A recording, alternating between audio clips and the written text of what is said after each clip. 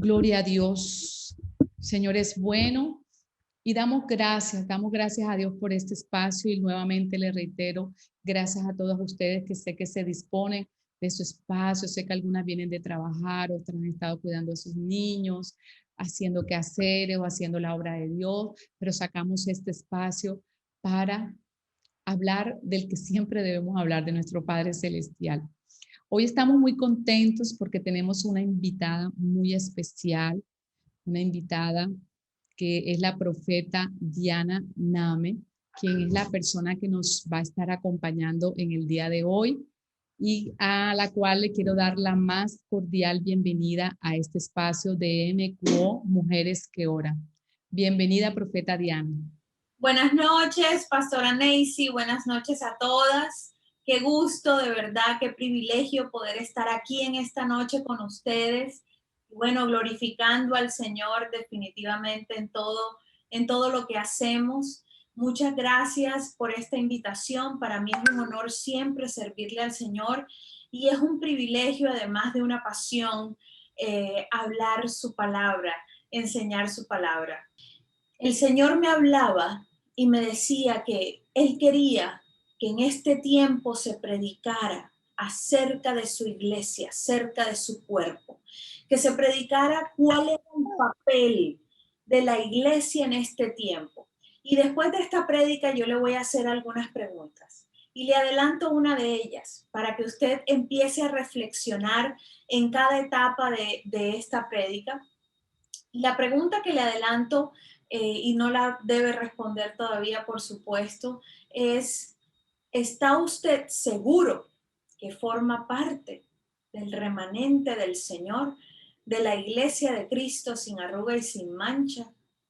Bueno, esas preguntas vamos a tratar de resolverlas en este día a través de lo que el Señor ha hablado. Pero fíjese, muchas veces nos preguntamos por qué nosotros como iglesia todavía continuamos aquí. Y la respuesta a esta pregunta se encuentra en Romanos 11:25. ¿Por qué todavía estamos aquí? Y yo le pido el favor de que ahí saque un cuaderno y vaya anotando para que usted después pueda escudriñar todos los capítulos y versículos que le voy a dar en este día, porque si yo no soporto o sustento algo con la palabra, para mí no es válido. Así es que todo lo que voy a decir se lo voy a sustentar a través de las escrituras.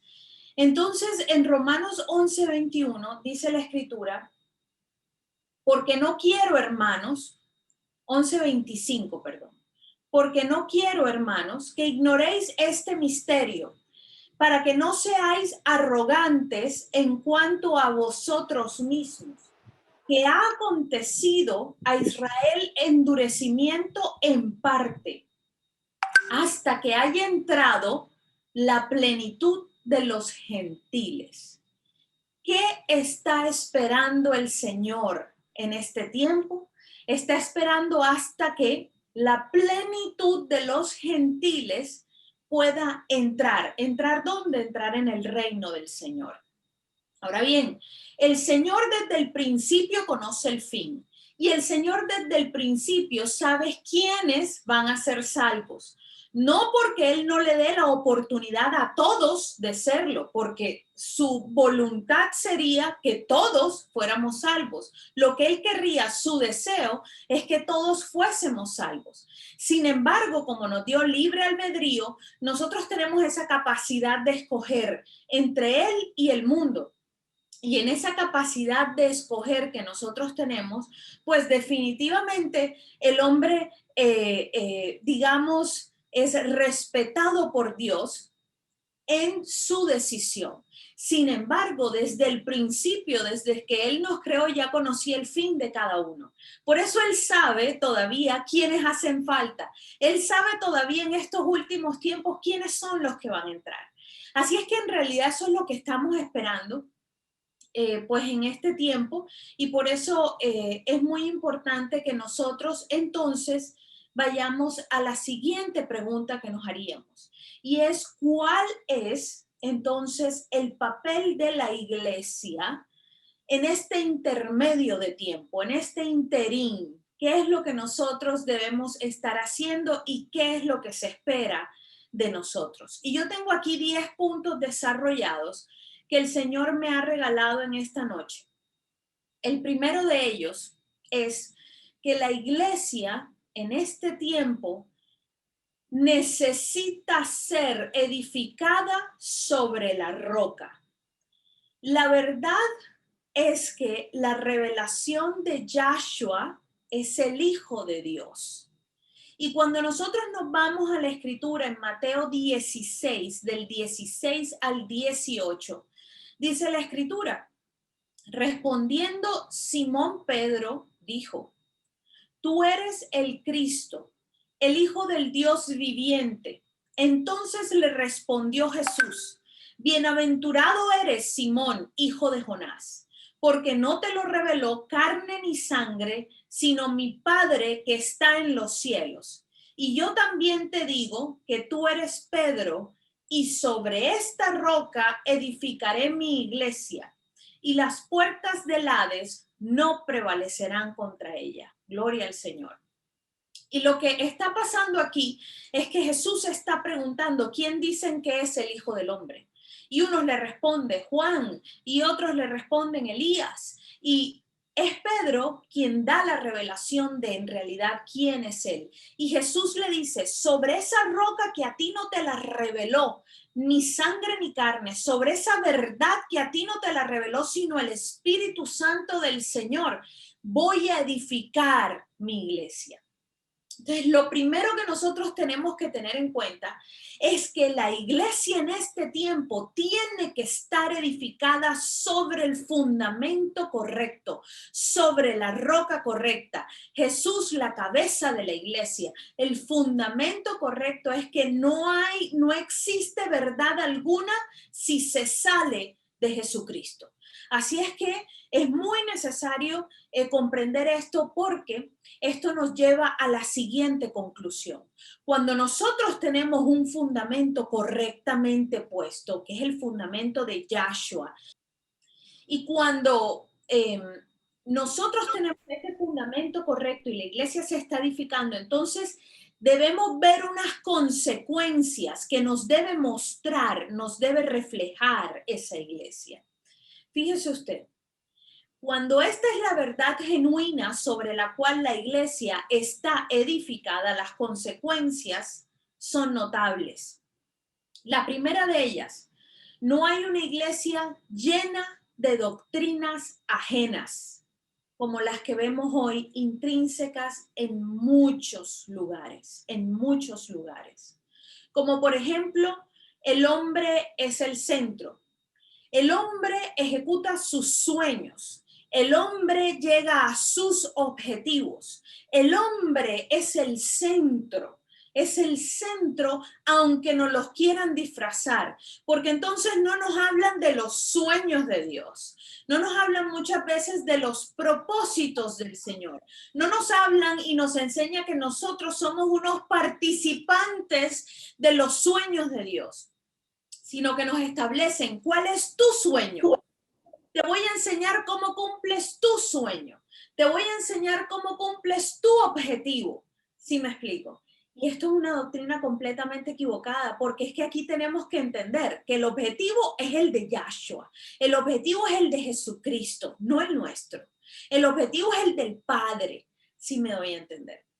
Así es que si nosotros de verdad caemos en esto, estamos haciéndolo completamente al revés. Y hoy lastimosamente muchas veces vemos enseñanzas absolutamente motivacionales. El Señor va a cumplirte lo que tú quieres. El Señor va a cumplir tus anhelos. El Señor gira en torno a lo que tu corazón desea. No, así no es. Así no es. Que Él es bueno.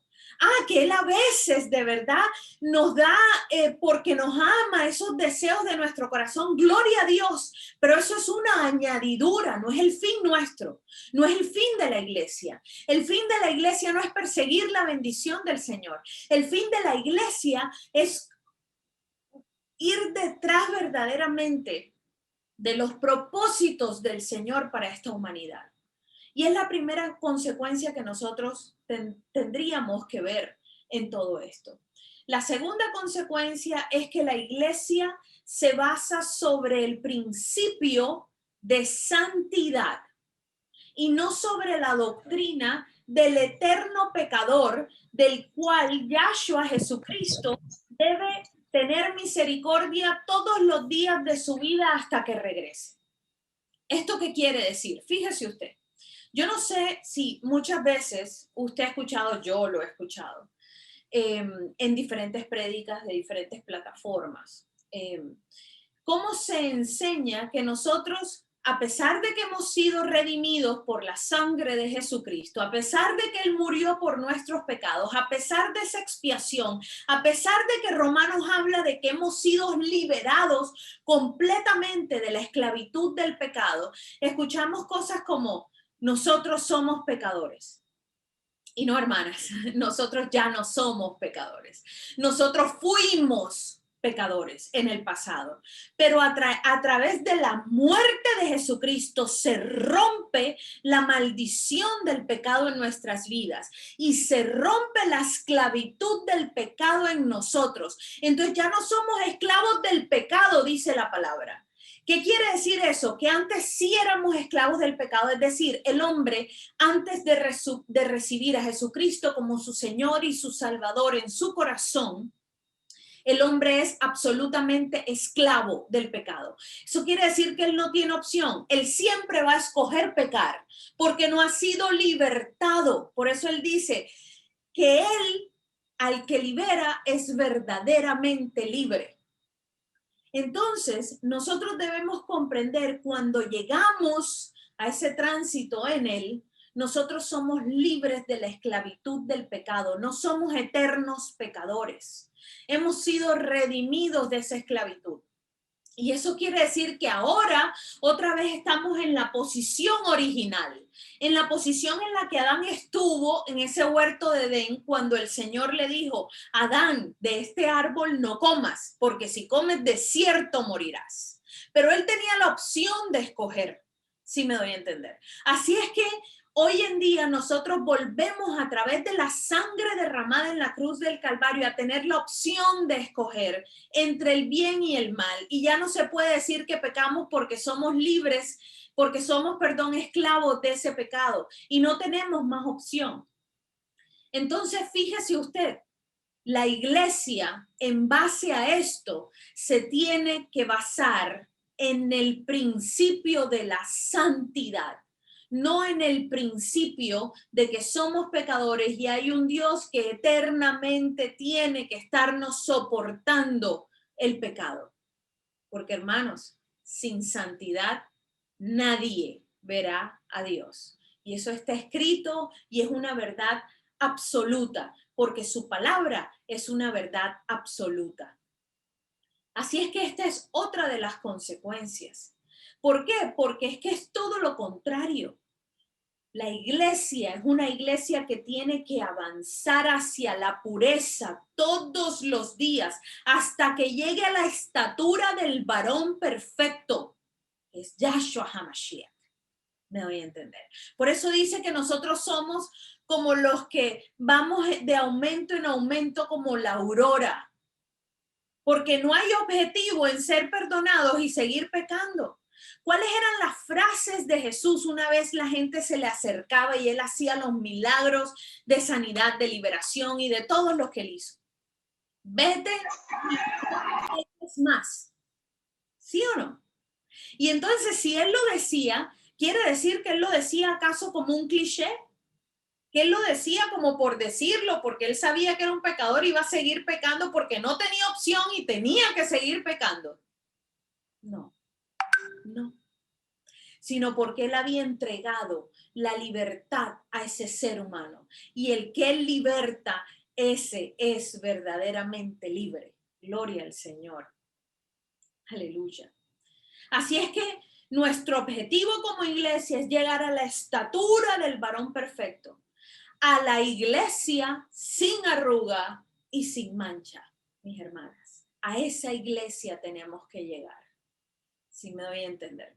Pero eso no se va a lograr si todavía la doctrina sigue siendo, no, el Señor sabe que tú pecas todos los días y entonces puedes seguir pecando porque Él es tan bueno que te va a seguir soportando todo hasta cuando tú quieras. Así no funciona el reino. Y así no funciona Dios. El que tiene por inmunda la sangre del pacto, para ese no hay otro sacrificio, dice la Escritura. Así es que no podemos tener por inmunda la sangre del pacto. Que hay pecados que no son ocultos, es decir, que nuestra razón no está consciente de que es pecado, sí, claro, y eso por supuesto en nuestra ignorancia, pues nos lo siguen perdonando hasta que nos lo revelan. Y cuando nos lo revelan no es para que nos quedemos en esa misma posición, es para dar fruto de arrepentimiento. Me doy a entender. Así es que es muy importante esto.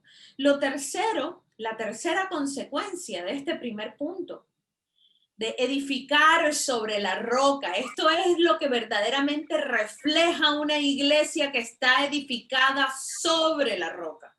Por eso era que me decía, necesito que hables del papel de la iglesia de los últimos tiempos. Así es que la tercera consecuencia es una iglesia que ama y hace las cosas por amor y no por interés. Pero ama según el amor del Padre y no conforme al amor humano. Es decir, es un amor que implica disciplina, es un amor que implica exhortación, es un amor que instruye, es un amor que corrige. ¿Sí me explico? Aunque ninguna disciplina, dice la Escritura, es agradable en principio, pero la disciplina en el tiempo da frutos. Y eso es lo que tenemos que perseguir. Por eso el Señor que nos dice, a todo el que ama, disciplina. ¿Sí o no? Y también que dice la Escritura, a todo el que recibe por hijo, azota. O sea que si usted no ha sido azotado por el Señor o azotada por el Señor, eso quiere decir que entonces todavía no ha sido recibida como hija. Pero hoy en día todo es bendición, ¿no? Estos mensajes son antipopulares. ¿Por qué? Porque a nadie le gusta que le digan que el amor de Dios corrige, exhorta y disciplina. ¿Para qué? Para que seamos transformados. ¿O acaso usted deja a su hijo sin corrección cuando se porta mal? Ay, ¿por qué no lo deja sin corrección? Porque sabe que si no lo corrige, cuando ese niño crezca va a ser un verdadero problema. Por eso es necesaria la corrección y forma parte del amor de Dios. El amor de Dios en ningún momento es lo que yo llamo sobadera de carne. Nunca. El pecado y él no son amigos ni lo serán jamás. Y cuando el ser humano está en la carne, el Señor jamás va a permitir eso, ni va a aplaudir eso, ni se va a hacer el de la vista gorda. ¿Sabe por qué? Porque lo ama, porque quiere lo mejor para su vida. Por eso es necesario comprender el amor correcto de Dios. Y todo lo que nosotros hagamos hoy en día como iglesia tiene que ser en el amor del Señor, pero en el amor correcto, no en el amor humano.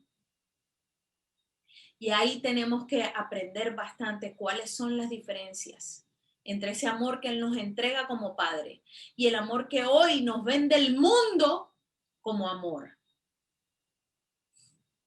Por eso estamos viendo una sociedad tan destruida y tan autodestructiva, porque no tienen corrección, no tienen autoridad alguna.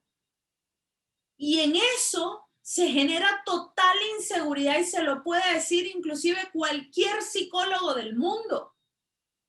En la no corrección se genera inseguridad. Y por eso hoy, el día que medio corrigen a algún niño, te quito el celular, se tiran de un puente y se matan. Porque no les ha sido formado el carácter. El Señor no permite eso en sus hijos. Nos forma en carácter, nos guste o no nos guste. pero lo hace por amor. En principio, nada es agradable para nosotros, pero finalmente todo eso termina dando su fruto. Por eso yo te digo hoy que si tú estás en alguna prueba del Señor, entiende que estás porque el Señor está corrigiendo cosas que tienen que ser corregidas antes de que Cristo llegue, porque más adelante veremos por quién viene Yahshua HaMashiach. Así es que tampoco estas cosas se hacen por ningún interés. Es triste ver hoy que no se quiere hacer el trabajo de corrección porque yo quiero quedar bien delante de los demás, o porque yo quiero que los demás me quieran, o porque yo no quiero que me juzguen como una persona inmisericordia y muchas veces hasta condenadora. No, eso no se trata de eso. Eso no se trata de eso. La corrección es por amor. Es mucho más fácil siempre quedarse callados. ¿Sabe por qué? Yo le pregunto a usted, ¿al hijo de su vecino usted lo corrige? No, ¿verdad? ¿Y sabe por qué usted no corrige al hijo de su vecina? Se lo voy a decir. Porque no le interesa lo que pase con ese niñito cuando tenga 20 años.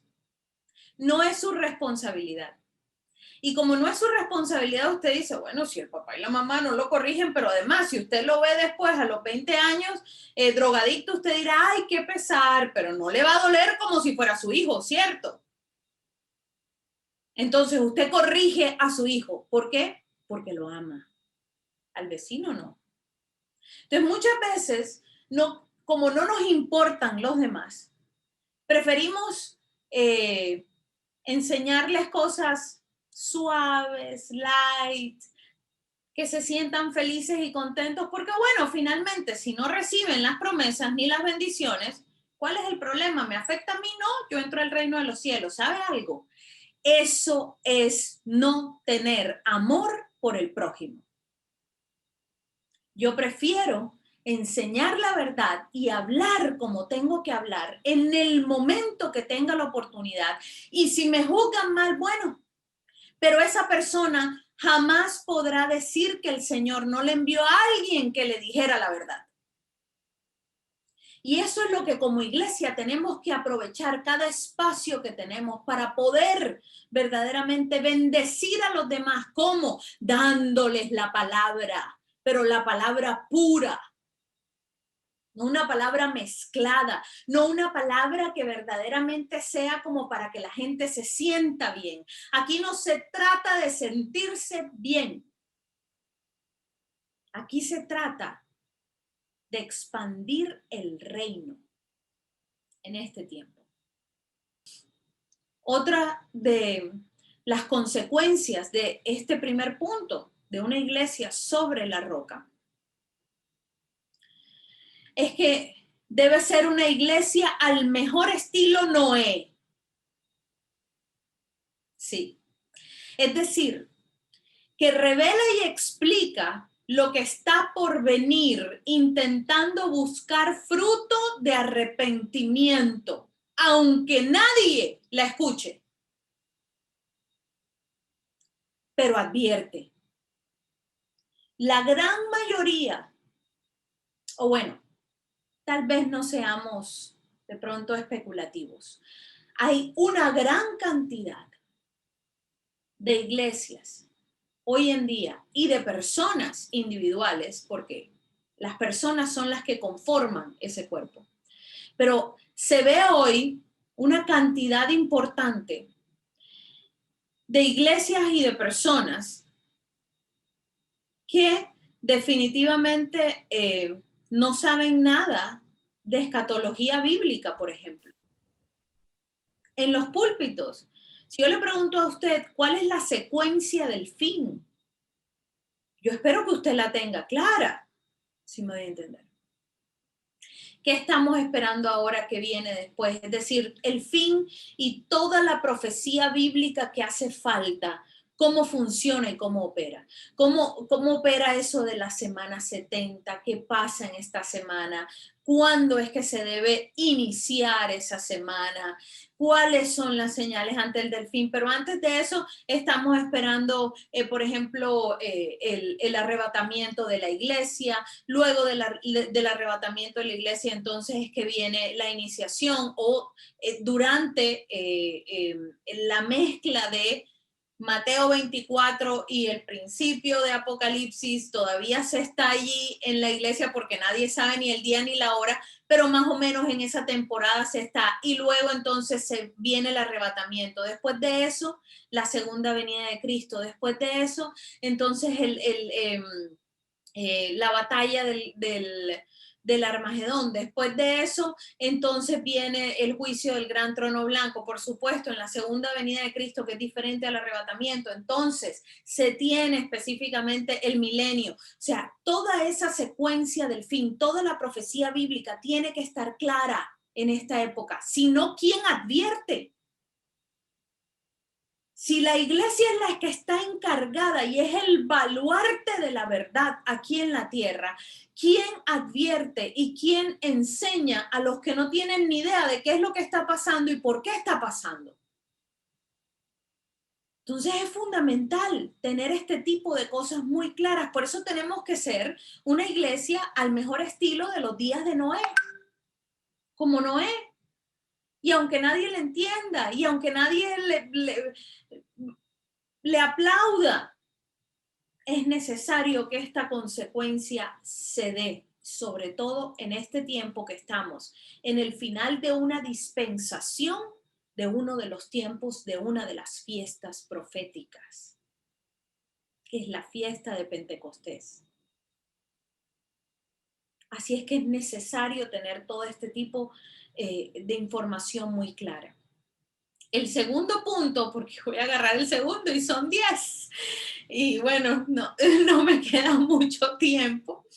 Pero el segundo punto es una iglesia que no conspira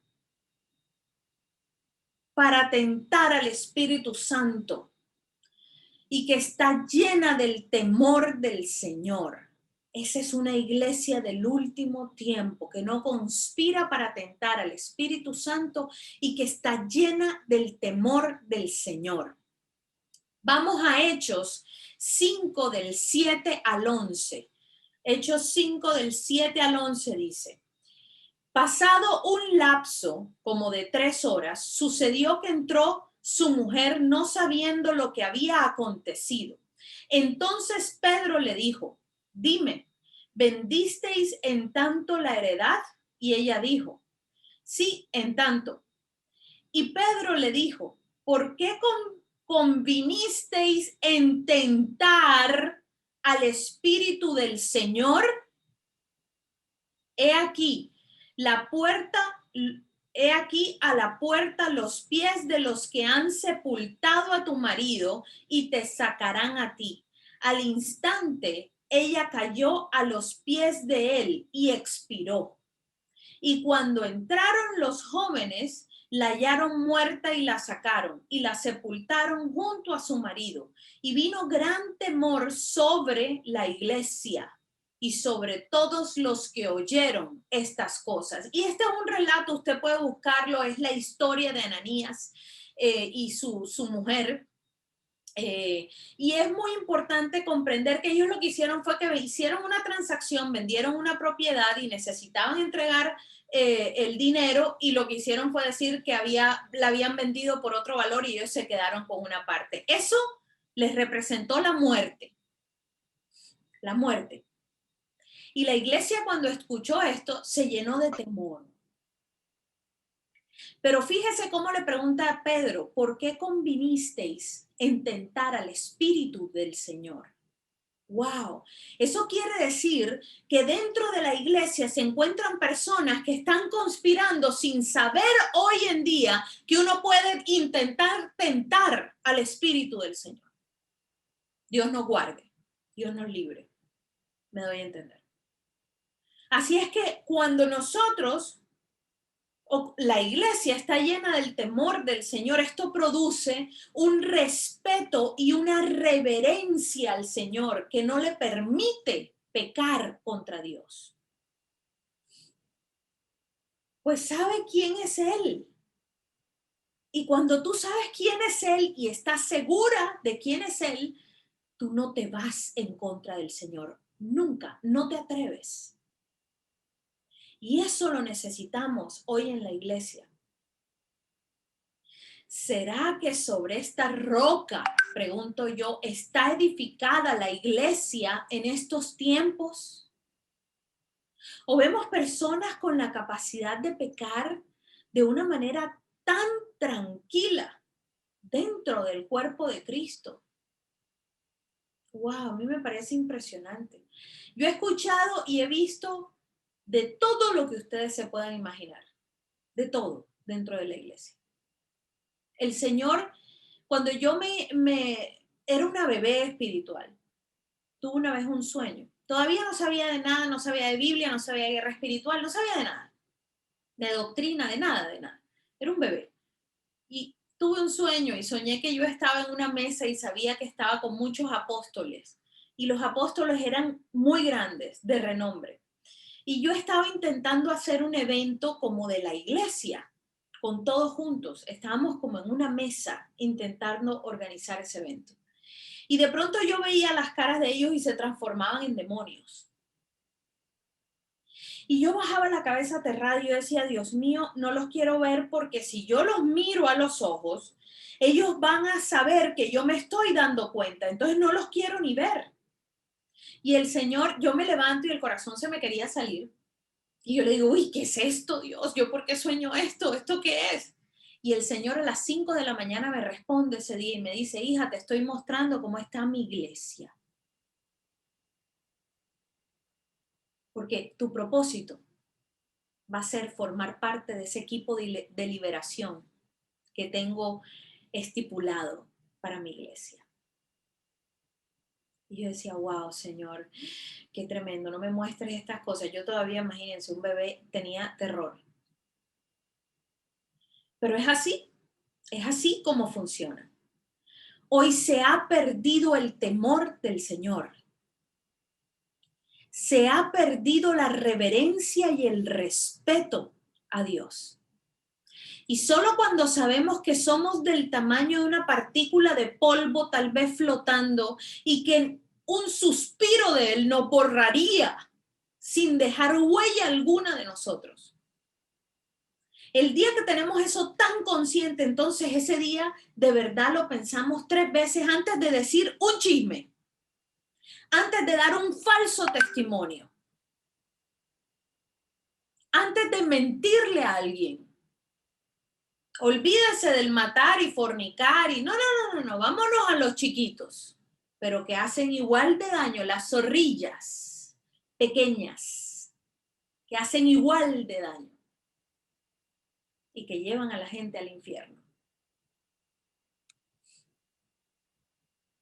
Así es que la iglesia que produce este tipo de discípulos se ve diferente, camina diferente y hasta huele diferente. Es una iglesia verdaderamente separada del mundo. Pero hoy vemos es el mundo en la iglesia. Qué triste. Qué triste. Tercer punto.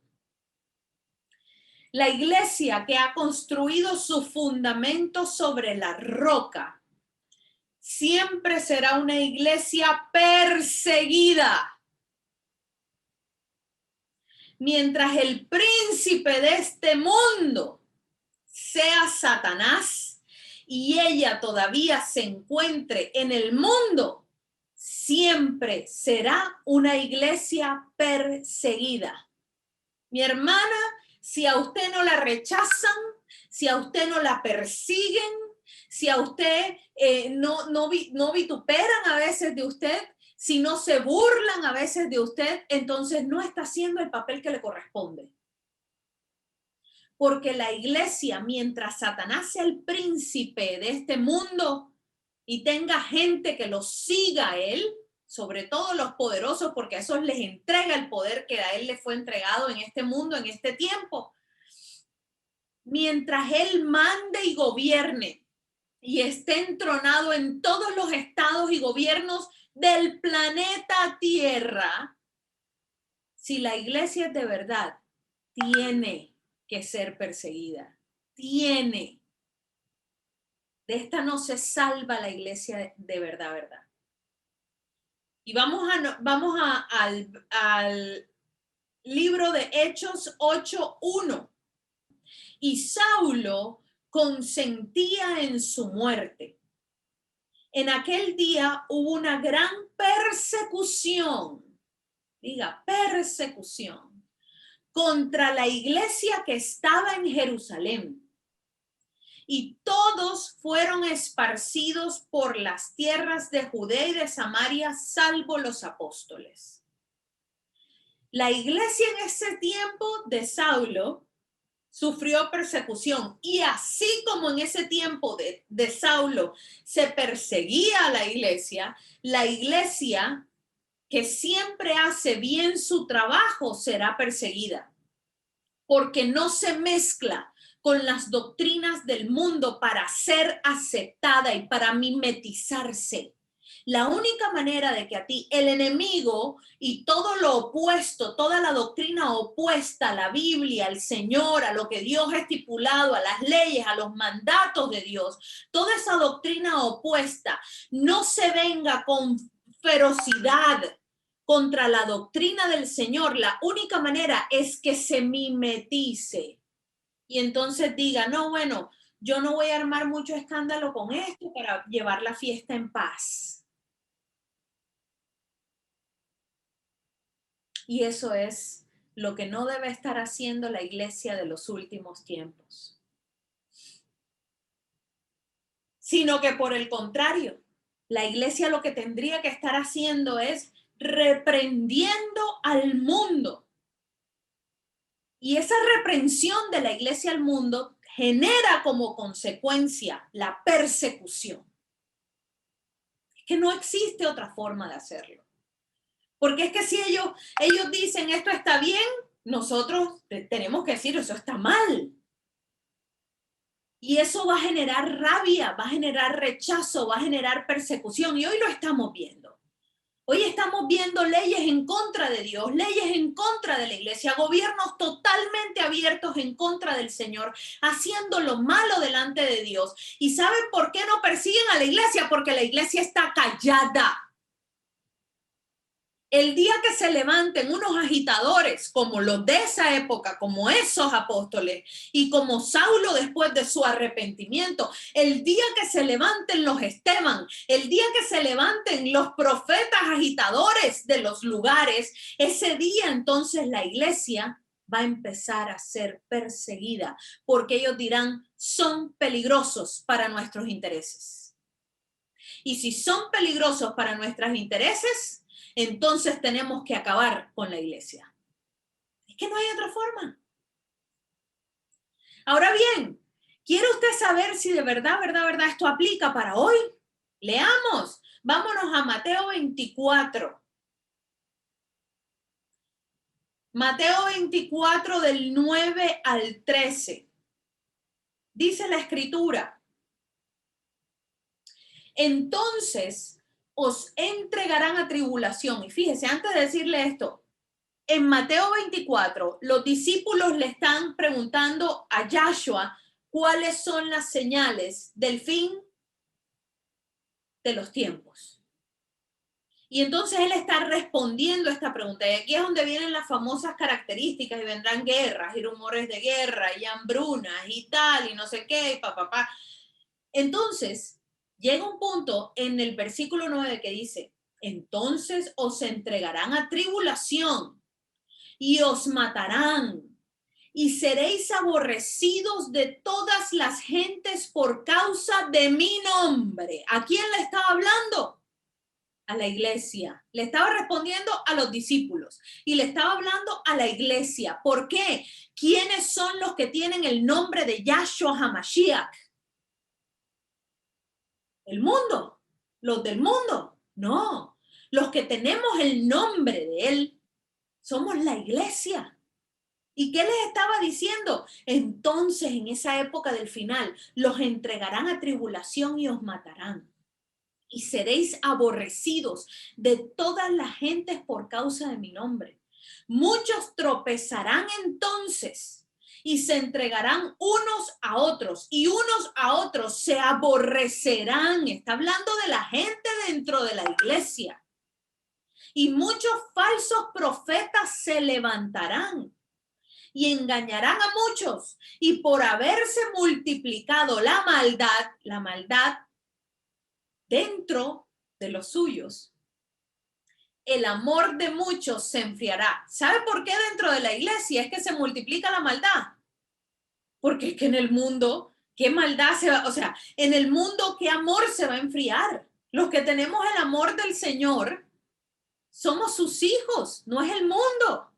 Entonces, el amor que se enfría en esos últimos tiempos es el de sus hijos. Y dice, y engañarán muchos, y por haberse multiplicado la maldad, el amor de muchos se enfriará. Mas el que persevere hasta el fin, está hablando de los últimos tiempos, este será salvo. Ay, Dios mío, esto entra tan en reversa. ¿Sabe por qué? Porque a veces la gente cree que con la oración de fe ya es salva. No entienden que ese es el primer pasito de bebé para poder construir una vida que lleve a esa puerta de la salvación. ¿O acaso no dice la Escritura, si los justos con dificultad se salvan? ¿Se cree que es fácil? No, no es fácil. Pero esto, lastimosamente, no es la predicación de estos tiempos. Porque estos tiempos ya te viene la casa, ya te viene el carro, la bendición del Señor. Ay, Señor Jesucristo. Cuarto punto. La iglesia de los últimos tiempos, cuyo fundamento es la roca Yahshua, se dedicará a predicar un evangelio puro, sin falsedades ni apostasías, sino basado en la verdad pura de la palabra del Señor, sin sumar y sin restar nada. Escúcheme, tanto el que le suma como el que le resta está pecando. No haga más allá de lo que dice la Escritura y tampoco haga menos de lo que dice la Escritura. Haga lo que está exactamente escrito allí. ¿Sabe por qué? Porque todo lo demás genera un desequilibrio. Por eso hemos visto dos extremos en las últimas décadas. Entonces son los ultra light, los super light, los que todos se van para el cielo, son casi católicos, tú sabes, todos se van para el cielo, todos son buenos y todos son hijos de Dios, la doctrina universal, y Dios perdona todo, y Dios perdona tus pecados pasados, presentes y futuros. Entonces, como Él ya sabía que tú mañana ibas a caer y a cometer adulterio, no importa que lo hagas porque ya Él murió por eso. No. Después de recibirlo a Él, no. Así no funciona.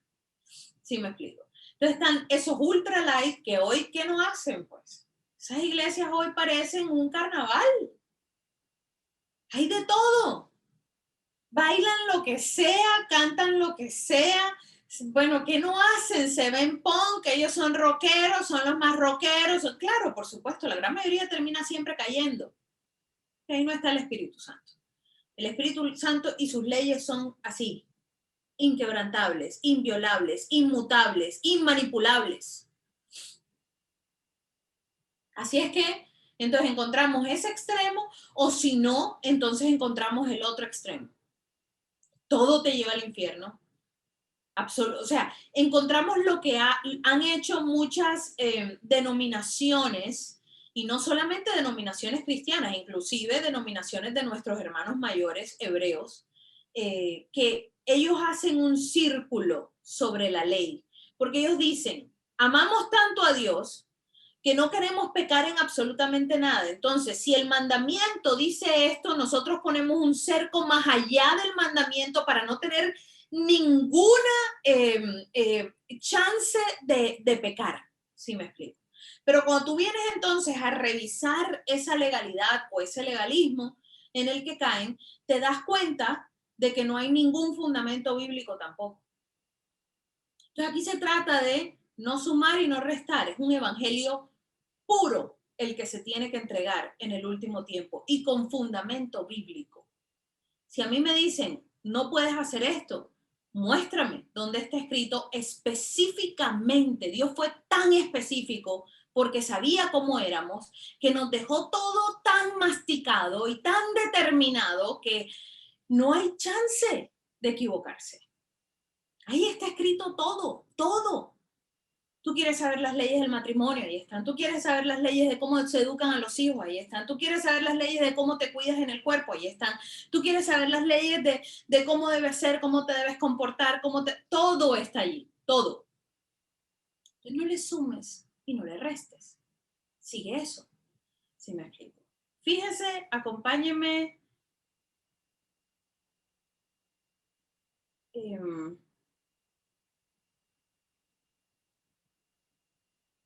A Gálatas 1:6 al 10. Gálatas 1 del 6 al 10. Dice la escritura: estoy maravillado de que tan pronto os hayáis alejado del que os llamó por la gracia de Cristo. O sea, estaba aterrado de que ya tan rápido se hubiera alejado de Jesucristo para seguir un evangelio diferente.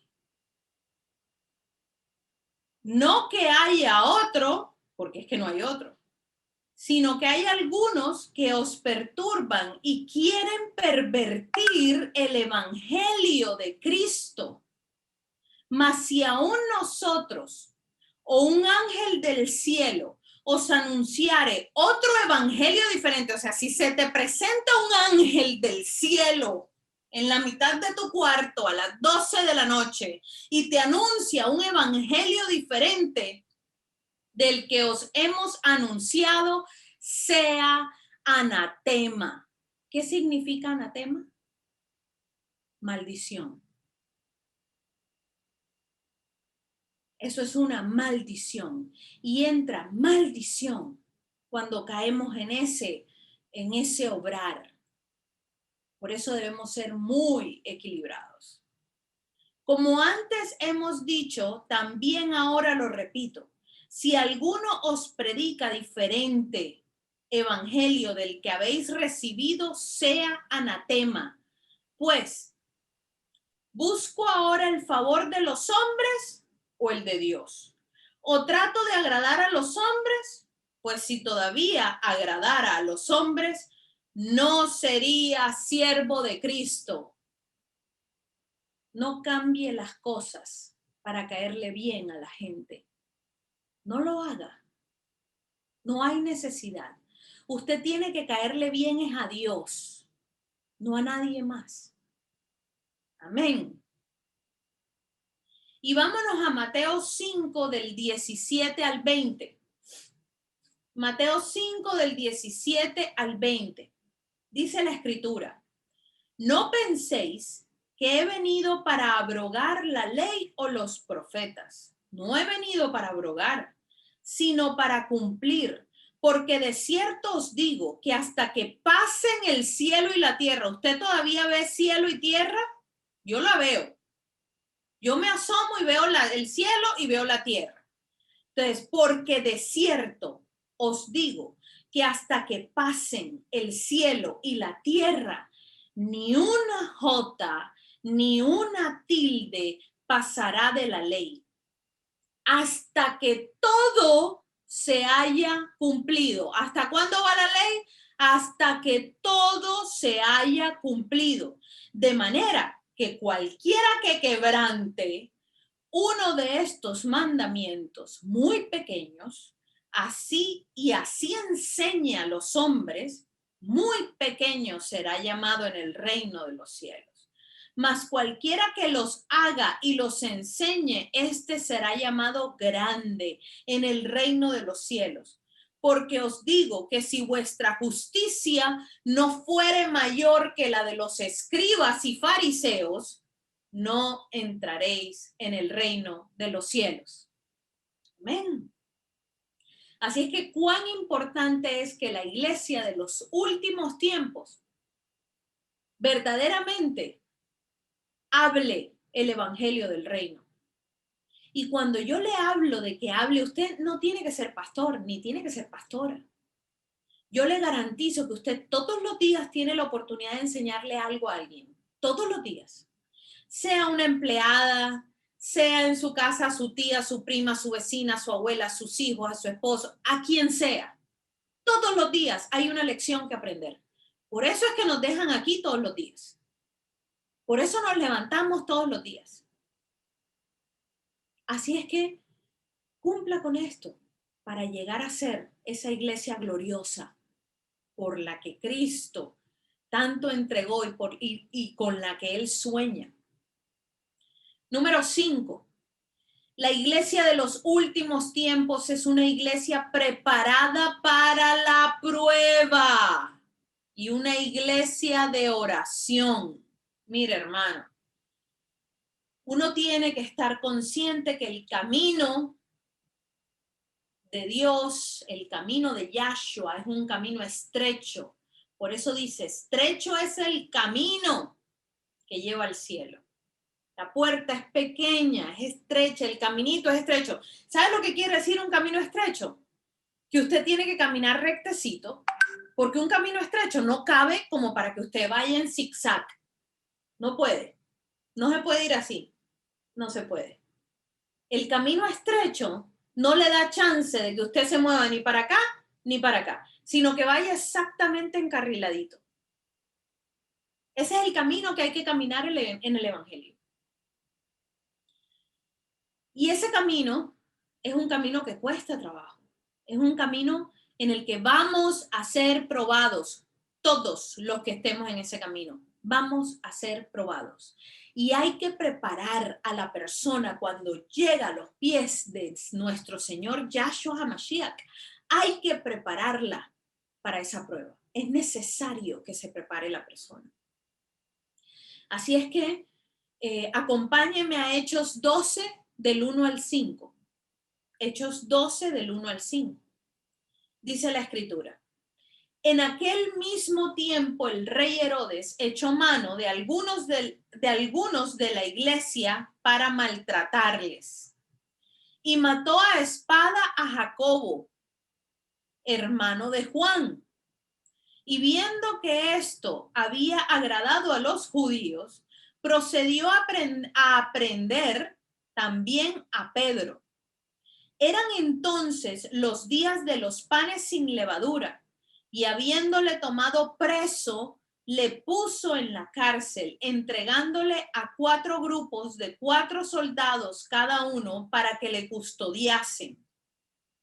Y se proponía sacarle al pueblo después de la Pascua. Así que Pedro estaba custodiado en la cárcel, pero la iglesia hacía sin cesar oración a Dios por él. Escúchenme. Si uno analiza este pasaje, se da cuenta que estas eran las personas que estaban de la mano de Dios. Los discípulos del Señor, Pedro, o sea, estaba Jacobo, y estaban siendo probados. Y todavía nosotros muchas veces obviamos que nosotros también vamos a ser probados y enseñamos que si estás con Cristo nada te va a pasar, que no te van a probar en tu fe, que tranquilo, que si tú estás con el Señor entonces no hay prueba por ahí, no hay nada malo que te pueda pasar. Y lo establecen y lo decretan y todo. Hermanos, todos vamos a ser probados en este camino de una manera u otra. Así es que prepárese para la prueba. Ay, profeta, usted me está profetizando algo malo. No, no le estoy profetizando algo malo, le estoy diciendo lo que está escrito en la escritura. una palabra de Dios. Entonces es mejor que usted asuma eso y diga, ok, ¿cómo me preparo para la prueba? ¿Qué tengo que hacer? ¿Cómo se sale adelante? ¿Cómo se gana? ¿Cómo se vence? ¿Qué tengo que hacer en ese momento? Y se prepare. Pero es que parte de la religiosidad que ha entrado es esa en el cuerpo de Cristo. No, como yo soy hija del Señor, entonces soy intocable, nada me va a pasar, nunca me van a probar, no me viene nada malo, reprendo al diablo y reprendo al diablo y reprendo al diablo y resulta que es una prueba enviada por Dios para generar carácter, para avanzarme. Pero fíjese, en medio de la prueba, lo que le dio la victoria, y si usted sigue leyendo ese capítulo de Hechos, luego Pedro sale de la cárcel como Pedro por su casa. Se le aparece un ángel, le dice, rópate con el manto y lo saca de la cárcel sin ningún problema. Todas las puertas se abren, nadie lo ve, con todos los guardas y todos los, mejor dicho, custodios que tenía y nadie lo ve y él sale como Pedro por su casa. ¿Pero por qué? Porque hicieron esto. Así que Pedro estaba custodiado en la cárcel, pero la iglesia hacía sin cesar oración a Dios. Hoy se meten 5 minutos en oración y quieren los milagros más grandes de la existencia. Porque es que no quieren pagar el precio. La iglesia no quiere pagar el precio. Entonces creemos con que, ay, Señor, ya, 5 minutos, Padre, bendíceme, guárdame tal, cubre a mis hijos, me pongo la armadura de Cristo, me voy para la calle, y ya todo está listo. Tengo 50,000 problemas, 50,000 deudas, cosas que tengo que resolver, milagros gigantescos que me tienen que pasar, pero creo que con esos 5 minutos ya eso va a pasar. Y aquí había todo un cuerpo en una iglesia primitiva, en una iglesia con características que hoy ya se han perdido en la iglesia, una iglesia absolutamente recta, consciente, que ponía su vida. Y a medida de que la profecía arrecie y se ponga más fuerte la cosa, porque es que esto, olvídese de que esto va para atrás y va a ser risas y fiestas. Así es que la cosa va a ir degradándose, degenerándose, poniéndose cada vez más difícil.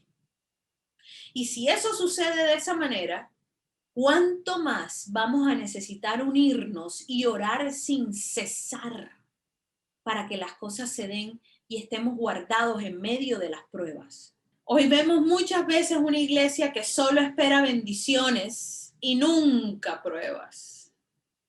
No comprenden lo que dice Santiago, que la prueba de vuestra fe produce paciencia y que esta paciencia es la que nos perfecciona para que entonces seamos completos y cabales sin que os falte cosa alguna del Señor.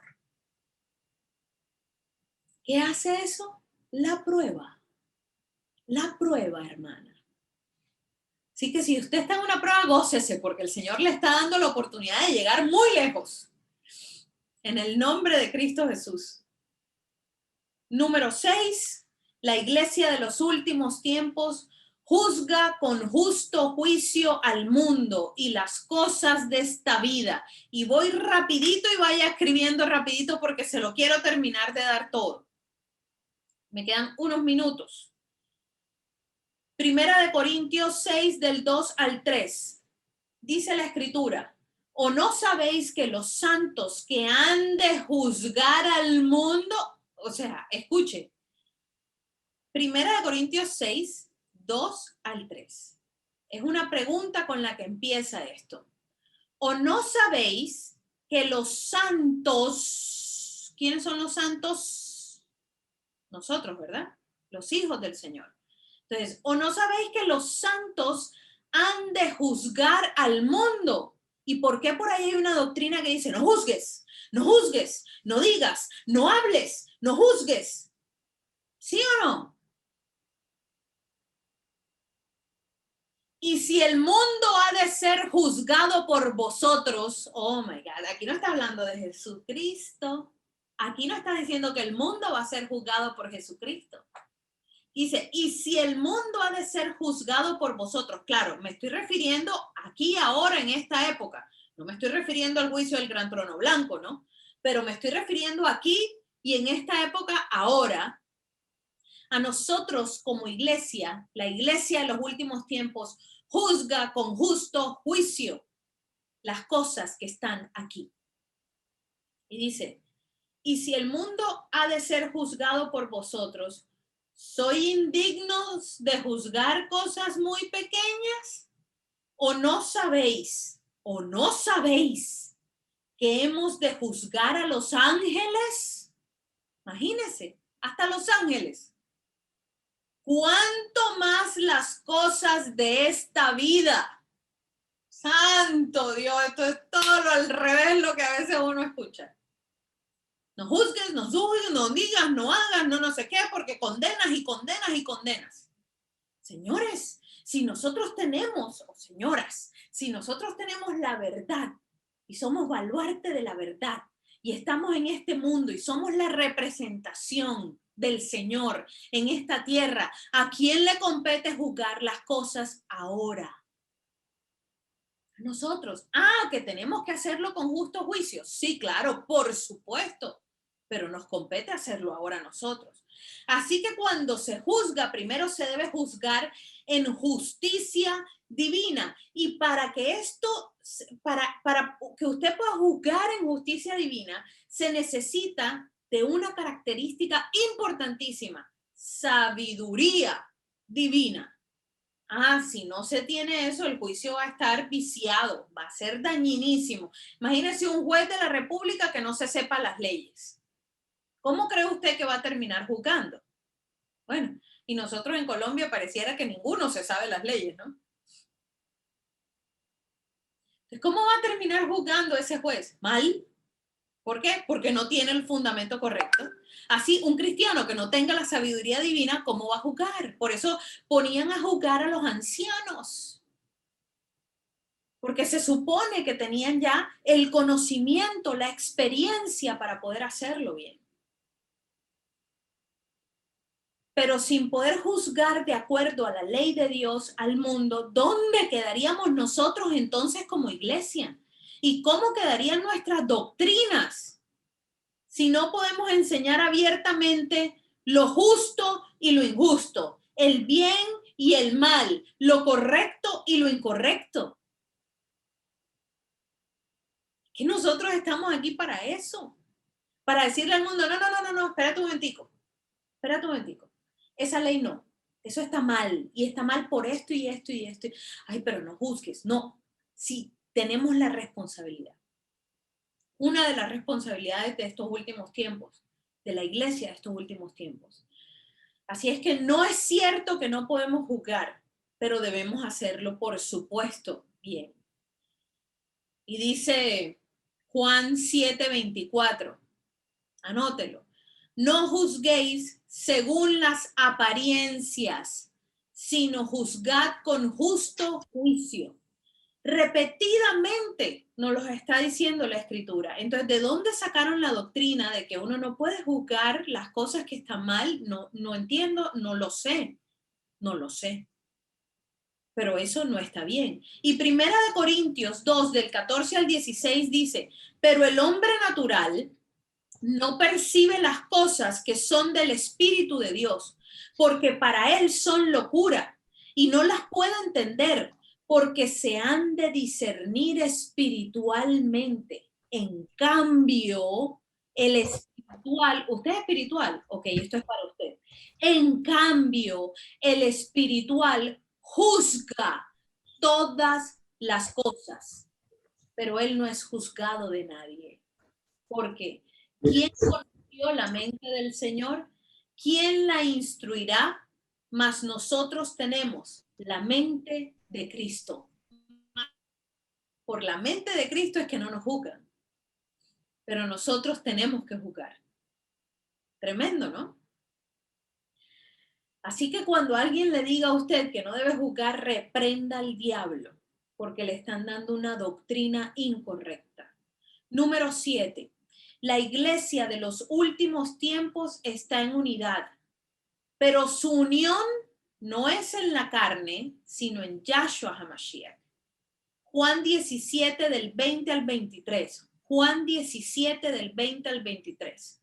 dice, mas no ruego solamente por estos, sino también por los que han de creer en mí por la palabra de ellos, para que todos sean uno, unidad, para que todos sean uno, como tú, oh Padre, en mí, dice Jesús, y yo en ti, que también ellos sean uno en nosotros, para que el mundo crea que tú me enviaste. O sea, hay una importancia en que seamos uno para que nos crean.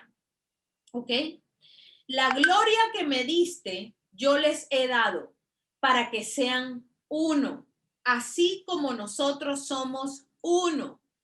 Yo en ellos y tú en mí, para que sean perfectos en unidad, para que el mundo conozca que tú me enviaste y que los has amado a ellos como también a mí me has amado.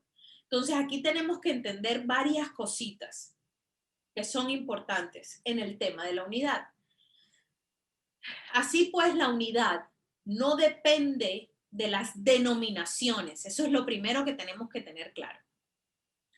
La unidad no depende de las denominaciones, ni de las doctrinas inventadas por hombres. Tampoco depende de las conveniencias de cada uno en el momento para unirse. Eso no es unidad.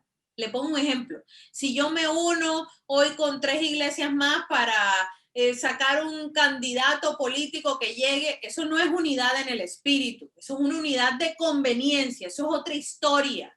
Me doy a entender. Pero no es una unidad espiritual. Así es que no es tampoco por esas conveniencias. Depende de lo que Yahshua dice en Juan 17:6. Y yo les recomiendo de verdad que se lea todo el capítulo de Juan 17 porque es algo maravilloso, es una cosa espectacular. Y dice en Juan 17:6, he manifestado tu nombre a los hombres que del mundo me distes, tuyos eran y me los distes, y han guardado tu palabra. Escúchame. La unidad no depende de espacios físicos, no depende de que nos reunamos en 4 paredes, 50, 60, 1000, 10,000, en eso no depende la unidad. Yo puedo estar absolutamente unida en un cuerpo con una persona que esté a kilómetros de distancia mío, pero si esa persona en el espíritu está haciendo lo mismo que yo estoy haciendo y está guardando la palabra de Yahshua y está haciendo lo que tiene que hacer en el espíritu, tanto esa persona como yo formamos parte de ese cuerpo espiritual y por ende estamos unidos. Amén. A eso se refiere este tipo de unidad. Por eso él hablaba de esto, me doy a entender. No es una unidad en conveniencia, no es una unidad física, no necesariamente tiene que ser así, que también puedo tener un hermano al lado con el que esté unido. Sí, claro, porque los dos estamos haciendo lo mismo, creemos en lo mismo, somos lo mismo. Entonces en el espíritu, por supuesto, estamos unidos en Cristo. Y esa es la unidad que tenemos que buscar hoy como iglesia. O sea, es fundamental que se guarden los mandamientos de Yahshua HaMashiach, de Jesucristo. Y fíjense en esto, en ocasiones queremos ser más buenos que nuestro Señor. Mire lo que él dice en el versículo de Juan 17, del 9 al 10. A mí esto me llamó poderosamente la atención, porque como hoy muchas veces queremos ser como más buenos que Dios, más bondadosos que Dios. Entonces Dios dice, no hagas esto, pero ay no, ¿cómo yo voy a hacer? No, yo tengo que, y me voy en contra de lo que muchas veces está establecido en la Escritura por no querer pasar como una persona mala. Y eso no está bien. Hay que aplicar la palabra tal cual como está. Y lo que dice en Juan 17, del 9 al 10, y este es Jesús hablando. Fíjese por quienes ruega Jesús al Padre. Yo ruego por ellos, le dice Jesús al Señor orando. Esto es una oración de Jesús al Padre.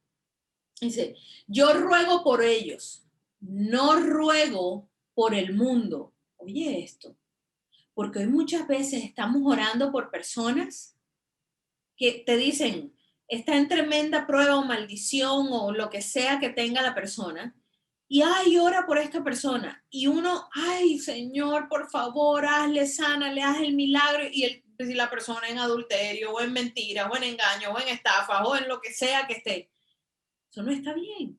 El mismo Jesús no lo hizo. Dijo, yo ruego por ellos, no por el mundo, sino por los que me diste. Yo ruego por los que me diste, que son tuyos, porque tuyos son.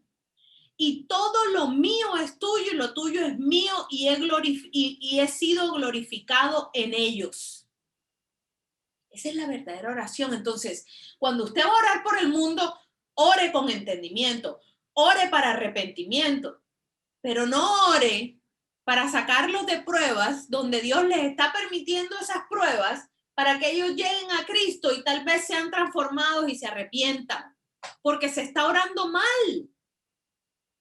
Y por eso muchas veces no vemos lo que tenemos que ver como iglesia. Entonces, hay que entender los principios espirituales. Y esto a mí me llamó poderosamente la atención. Así pues, lo que se conoce hoy como división no lo es. La división no es que yo me llamo pentecostal y el de al lado se llama, no sé, otra cosa. Punto número 8. La iglesia de los últimos tiempos sabe que está en guerra. Mire, esta prédica es tan impopular, yo no le he dicho nada tal vez que usted quería venir a escuchar en este tiempo, pero yo le garantizo una cosa. Si usted llega a formar parte de esta iglesia, si usted llega a hacer esto, yo le garantizo que todas las promesas del Señor vendrán sobre su vida. Se lo garantizo, se lo firmo, estoy segura de lo que estoy diciendo. Fíjese, Apocalipsis 12:17. Empecemos por Apocalipsis porque, ay, pero profeta, ¿cómo usted sabe que nosotros estamos en ese tiempo en donde todavía estamos en guerra? Dice Apocalipsis 12:17. Entonces el dragón se llenó de ira contra la mujer. Cuando estudiamos escatología nos damos cuenta que la mujer representa a la iglesia. Entonces, imagínense que se lo traduzco así. Entonces el dragón se llenó de ira contra la iglesia y se fue a hacer guerra, o sea, ese es su objetivo, eso fue lo que se fue a hacer. Se fue a hacer guerra contra el resto de la descendencia de ella. ¿Sabe quién es la descendencia de ella? Usted y yo. O sea que él se ha venido a hacer guerra en contra de usted y de mí. ¿Sí me explico? Los que guardan los mandamientos de Dios. Escuche, la guerra no es para los que no lo guardan. Por eso muchas veces decimos, oye, pero ese tipo, o sea, esa iglesia, o ese pastor tan malo, pero mira lo que hizo, pero mira cómo cayó. Y él vive tan tranquilo, feliz y millonario, y tiene avión, y tiene no sé cuántos yates, y tiene esto, y tiene lo otro, y ha tenido 5 esposas y no le pasa nada. En cambio, el bueno, ay, con COVID en una clínica o hospitalizado por no sé qué o con tal cosa. ¿Por qué pasa eso? Por esto. Porque la guerra la vino a hacer Satanás contra lo que representa un peligro para él. La guerra no la hace Satanás contra lo que a él le va o le viene, que esté allí o no esté allí. ¿Sabe por qué? Porque ya es de él. Entonces, contra eso, ¿qué guerra? Él no se va a desgastar contra eso. Él manda sus legiones enfocadas a los peligrosos en el mundo espiritual.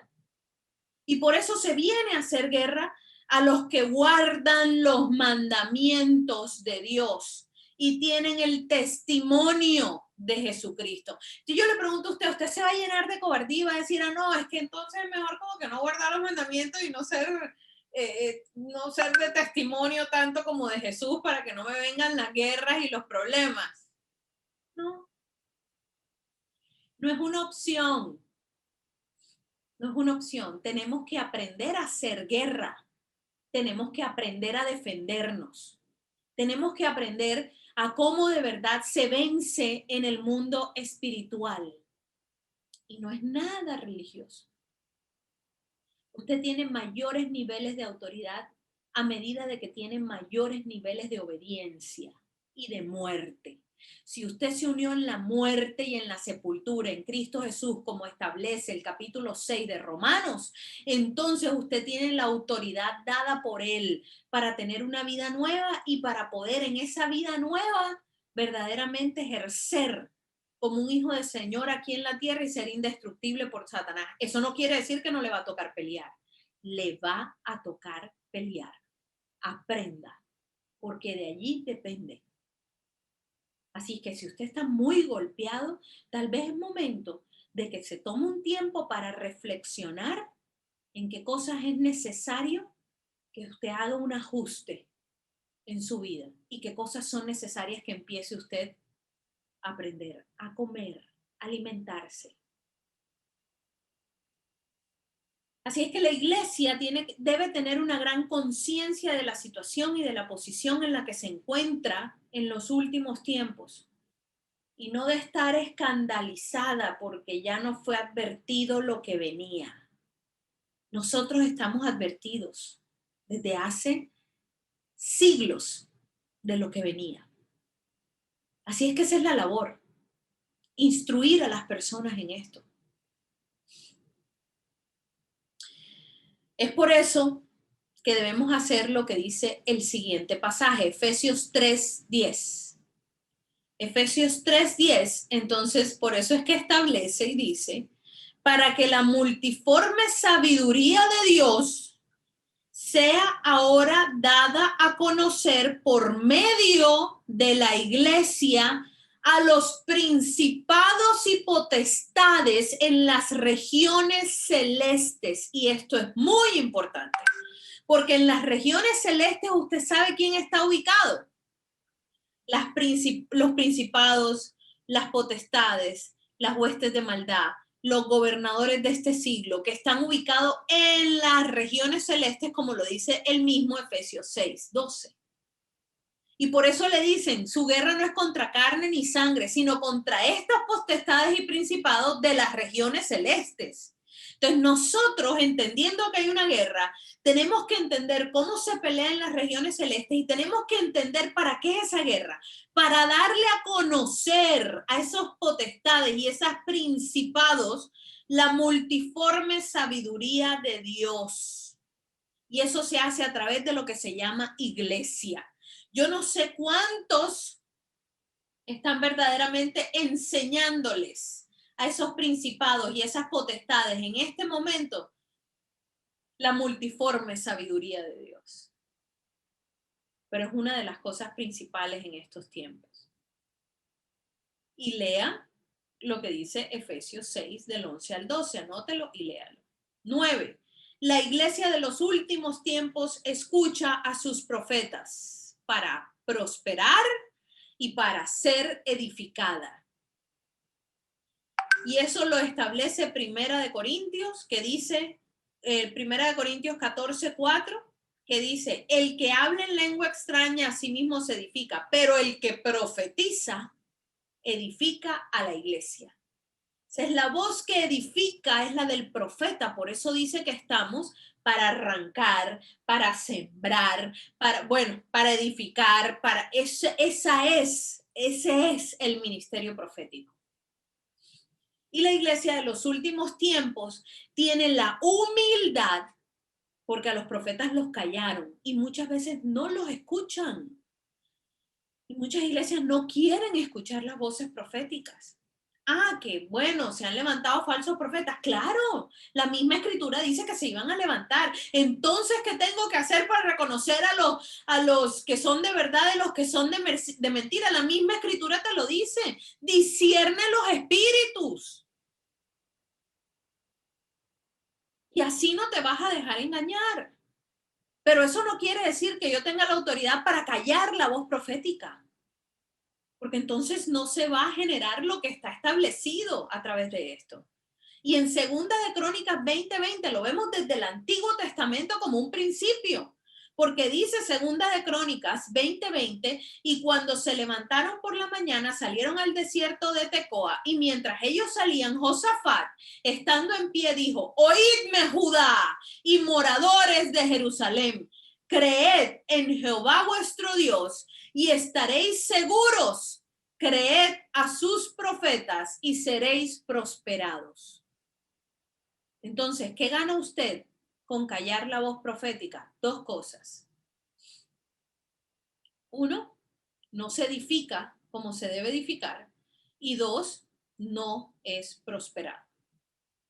Tremendo, pero es un principio espiritual.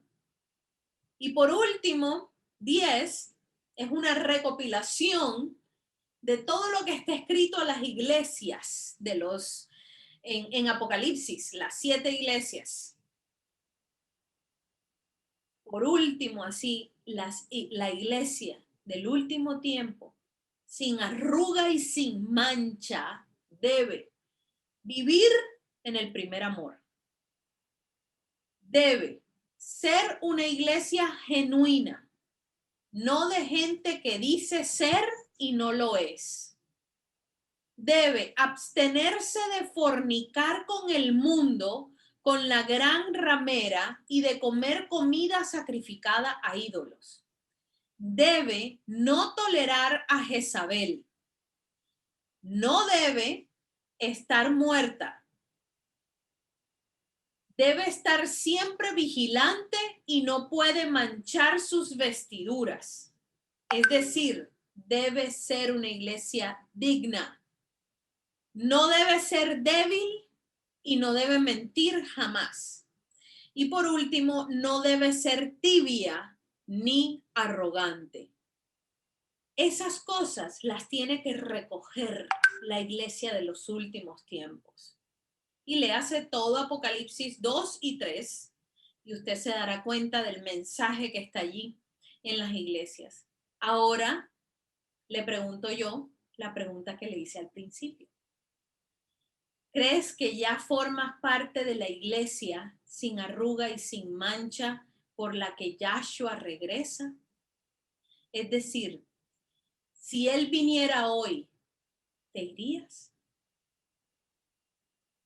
Por eso dice la escritura en Mateo 22, 11, 14, del 11 al 14. Y entró, el rey para ver a los convidados. Aquí está hablando de lo que es el reino de los cielos y está haciendo una parábola. Imagínese toda la historia y póngalos a las personas que tienen que estar en cada una de las cosas que dice esta historia y léasela completa. Y entró el rey para ver a los convidados y vio allí a un hombre que no estaba vestido de boda. Estaba hablando de unas bodas. Y le dijo: amigo, ¿cómo entraste aquí sin estar vestido de boda, sin estar vestido de novia, sin tener las vestiduras correctas, sin arruga y sin mancha? Mas él enmudeció. El hombre que no estaba vestido correctamente enmudeció, no dijo nada. Entonces el rey dijo a los que servían: atadle de pies y manos y echadle en las tinieblas de afuera. Allí será el lloro y el crujir de dientes, porque muchos son los llamados, pero pocos los escogidos.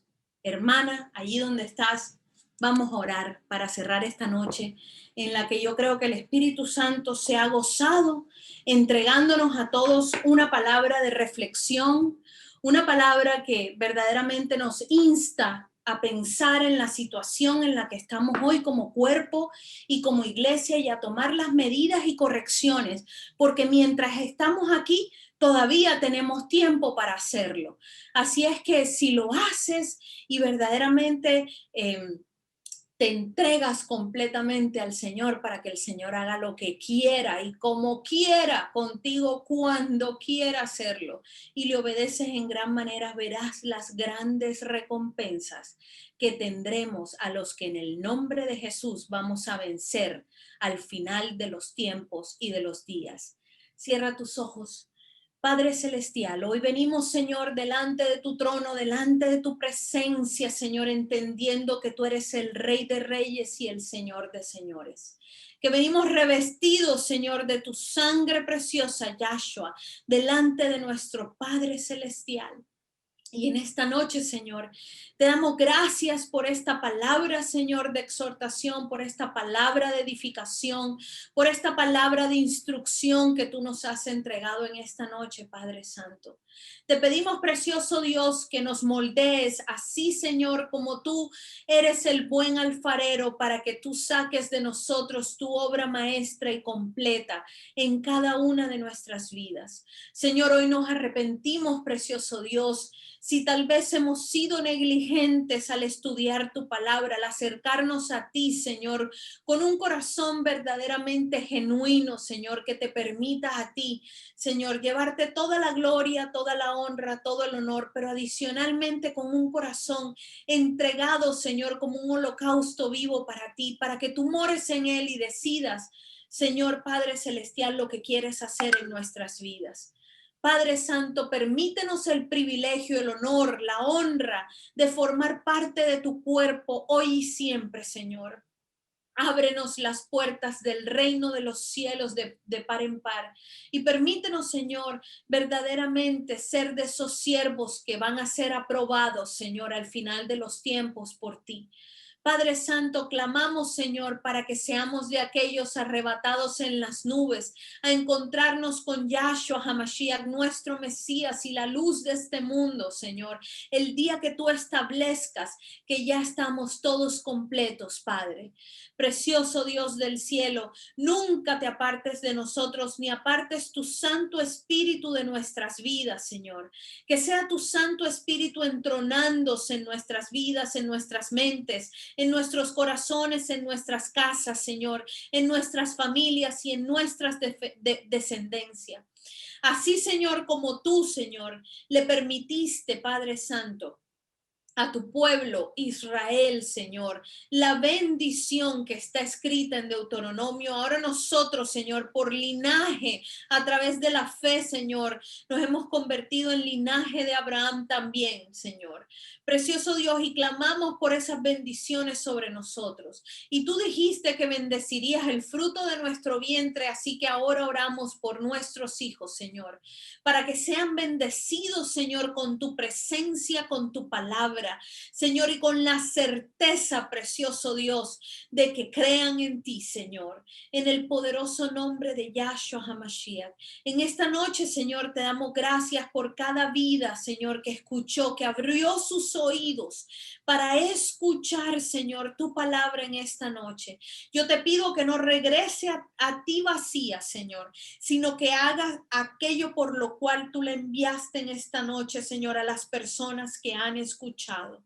Padre Celestial, yo te doy gracias, Señor, por darme el privilegio, Señor, de ser un vaso de barro en tus manos a tu servicio, precioso Dios, y darme la honra de que por mi boca puedan salir tus escrituras, Señor. Te pido, Padre Santo, en esta noche, Señor, que seamos como la aurora que va de aumento en aumento, Señor. Que, Señor, tú no pares la obra en nosotras hasta que estemos perfeccionadas, hasta que lleguemos a esa estatura del varón perfecto que es Yahshua HaMashiach, nuestro Señor. Permítenos cada día parecernos más a Él, pensar más como Él y como tú, Señor. Que nuestros pensamientos se alineen a los tuyos todos los días de nuestras vidas.